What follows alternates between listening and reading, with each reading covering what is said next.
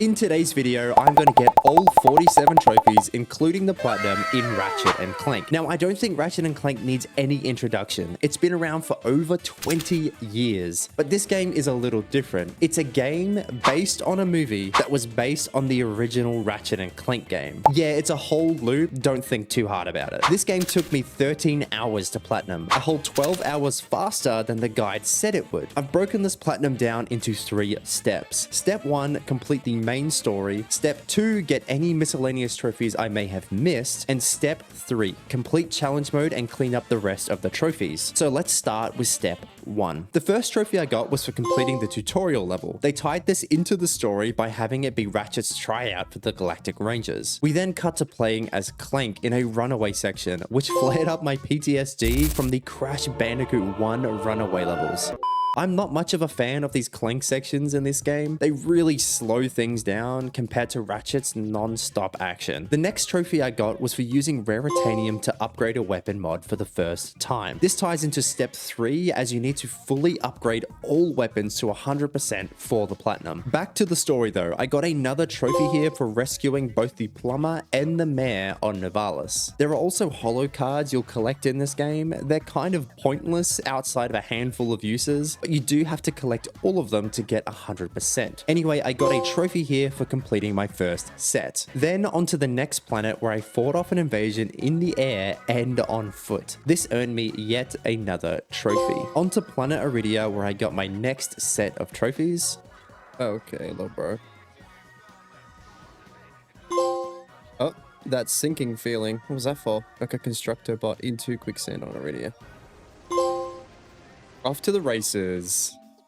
Rescue Skid and his agent of Iridia. After Iridia, I went to planet Rilgar. This planet is being overrun with these giant snot monsters called amoeboids. I didn't mean for this to happen, but I actually got another trophy here for letting the extermibots kill 35 of them. After making my way through the level, I got to the hoverboard sections. Basically, you have to come in first every time to progress the story. This is where I got another 2 trophies. Oh, winner, shark or sand shark dinner. Win the hoverboard bronze cup on Rilgar. Faster than a speeding amoeboid. Complete a hoverboard gold cup on Rilgar in under 1 minute 35. I was also messing around in the holo card menu again, and I actually got another trophy. Then I moved on to the first quote-unquote boss fight against the Snaggle Beast on Nebula G34. Not a very difficult boss fight, but once I beat him, I got another trophy. Easy. Yes, who's a good Snaggle Beast? On this next planet, Gaspar, you have to collect a total of 30 brains for this scientist in exchange for a jetpack and another infobot to move on to the next planet. Once I gave him the full 30 brains, I got another trophy. After this, I went to planet Battalia, where I played this really cool arcade style shooter mode, and I got another trophy for destroying all of the Blarg battleships. On this next level, I fought my way through to the second boss of the game, Mrs. Zircon, and after taking her out, I got, you guessed it, another trophy. Then onto what I think is the best planet in the game, and one I would visit in real life, Pokitaru, basically a giant resort planet. Anyways, I unfortunately only got 1 trophy on this amazing planet. After another Clank section that honestly broke my brain, I had to look up the solution here, by the way. I got another trophy. Next is onto planet Kalibo. There are more hoverboard races on this planet. You get a trophy for completing the bronze cup on both Rilgar and Kalibo. The kids love their social medias. Hashtag Gadgetron. What? Radical win the hoverboard bronze cup. What was that? Whose grandma wrote that? Yeah, that's gotta be one of the cringiest lines I've ever heard in a video game. I also got another trophy here for getting the gold cup on both planets as well. Then I moved on to the final act of the game. The first boss was Captain Quark. It actually turns out that he did betray us, and now we have to beat him. After beating him, I of course got another trophy. And now the final boss of the game, Dr. Nefarious. It starts off with this really cool grind rail section. Play that fool like an Ovalian piano, then turn him into a sheep! And then you end up just flying around and shooting him. It's a really cool boss fight. This took me a couple of attempts, but I eventually beat him, which led to another trophy. Now that the story is complete, it's on to step 2, collecting all of the missed miscellaneous trophies. I decided to start with collecting the rest of the hidden golden bolts. Along my gold bolt journey, I actually got another trophy here back on Gaspar. Oh, Top Gunner. Defeat 40 enemies while jetpacking in Gaspar. Nice. And whilst trying to get the final gold bolt marked on the map in the middle of the ocean, I got eaten by one of these sharks to get another trophy. Oh, what? Oh, okay. Pool sharks are the worst. That was completely unintentional. I did not mean for that. Okay. I'll take it. I then finally made my way up this pillar to get the last gold bolt and got another trophy. Ultimate Explorer. Collect every gold bolt. Nice. Next was to get all of the weapons in the game. To do this though, I needed to unlock the Rhino. The final holo card for the Rhino was locked behind this trespasser section. And if you are like me and you completed every puzzle without using the auto hack feature, you'll get another trophy. Safecracker.